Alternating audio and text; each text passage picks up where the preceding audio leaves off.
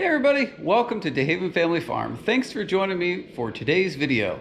We are going to be discussing alternative option for a third function kit for your tractor. These can be pretty expensive, so I'm going to show you an alternative way to save some money. So we're going to be adding this to our Kubota M4 here today. You can see that this does not have third function capability here in the front. And for those of you who are unsure what third function is, basically from your joystick, your loader joystick, there usually is a switch or button on there that would work two hydraulic ports down here, usually flat face skid steer style couplers. So if you put a grapple or something else on the front of your loader that requires, hydraulics, you would plug them in there and work it from your joystick. Now, this tractor does not have that. I believe you can get third function. I know there's factory ones, and there are some companies that make aftermarket third function kits that you can put on. There are a lot of good advantages to having a third function kit like that. You basically, the main one being you just have a button right there on your joystick, but they can be expensive.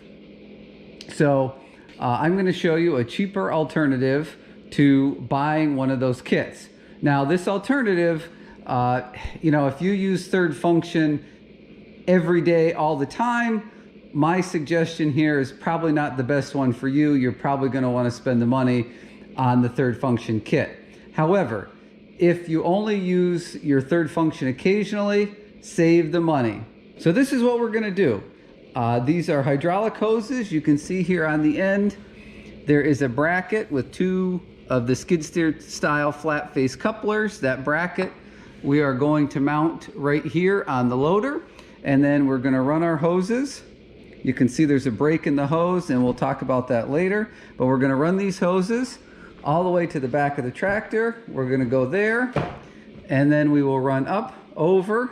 We're going to go down under the cab, up behind the wheel, and we're going to come back and we're going to tie into one of our remotes back here. Now, you may be saying, well, you're going to tie up a remote. Absolutely. However, if I need to use both sets, I will just unplug the hoses back here. Me personally, I have never come across a situation where I have needed both remotes for an implement as well as using the ports on the front of the loader. So that's what I'm saying. For guys that use their third function on their loader all the time, this is probably not a good option unless, as in with this tractor, you could add another set of hydraulic remotes here. If you had more hydraulic remotes, then that wouldn't be an issue anyway. But again, mine is occasional use. Okay, so I'm going to briefly walk you through as I do this, and we'll show you what I do. It's pretty simple. I had these hoses made up, and this bracket here, I had this set up, made up about 10 years ago, and everything is in great condition. There's no cracks, there's no leaks or anything. So in the last 10 years, I've had these hoses, this setup here. I've used this, this will be the fourth tractor that I've used this on. I keep updating my loader tractor every so often, and of course the last one, if you know the story about that, it was broken so much I had to update it. But anyway, so I've used this now on 4 tractors. So the average cost of a third function kit on a tractor like this is about $1,500. So on 4 tractors, 1,500 times 4 is $6,000 that I have saved over the course of time by reusing these hoses. So every time I sell a tractor, trade it in, I just take the hoses back off and reuse them on the next tractor. So originally, I think this cost me about $300 to have these made up, and the bracket and everything. Not a big deal. To spend $300 to save, $6,000, that's a win in my book. So let's get started installing these.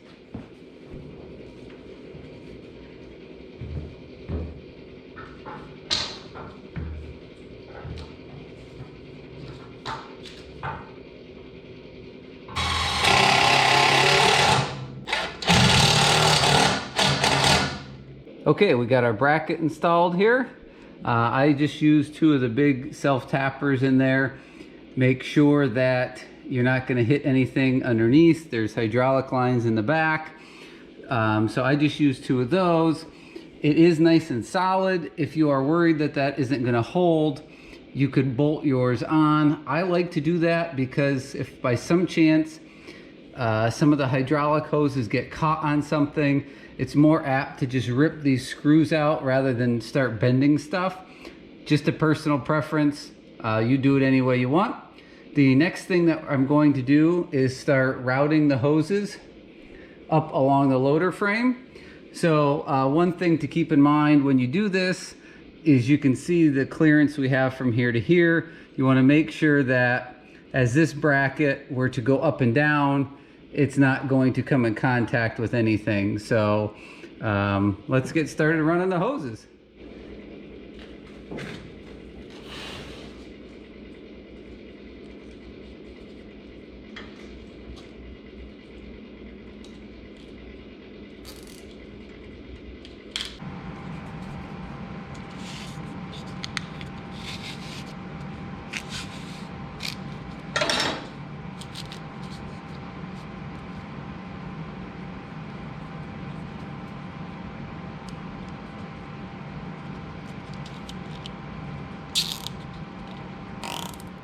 Okay, it's all done. We got our bracket installed.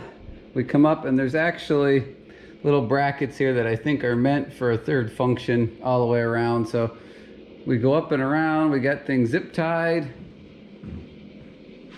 When you get to this area here, you'll notice your loader hoses come up and around. Just follow the big loop that's there, and that way when your loader goes up and down, you have plenty of slack on your hoses. So that's all you have to do there. Follow it down and around here. Now here you can see we have the quick connects. In the beginning of the video you saw sort of what looked like, well, it was 4 hoses on the ground, and that's why. There's disconnects here for the 2 hoses. So if you take the loader off, you can just disconnect the hoses there, and those 2 go with the loader and these other 2 stay with the tractor. So then we run down along up into there and come around the back here. We come up through, loop around, and here we are. The only thing I wish I did different on these, this part here is flexible this way. I wish this connector was flexible this way. And I know they make them, I just didn't have them put on at the time, but that would be one thing I would do different, because it would give me a little bit more flexibility. As I bring the hoses, loop them around, I'd be able to turn that. So that would be something I would do different if you're gonna make some. So a couple of things just on the loader. My battery's running dead here. On the loader, just follow the hoses that you have there, and then when you come underneath the tractor, make sure that you're not going to interfere with any linkages that you have there. Try and get the hoses as protected as you can so nothing flies up and hits them. And you know, if we need this remote, we just simply unplug these and we'll tuck them back in there, and then we can use the remote. So that's going to do it for this video here, guys. Hopefully this was helpful to you. Hopefully it'll save you some money. I know it saved me a lot of money. Any questions, comments, leave them down below. Don't forget subscribe, bell icon. Thanks for watching, and I hope to see you on the next video.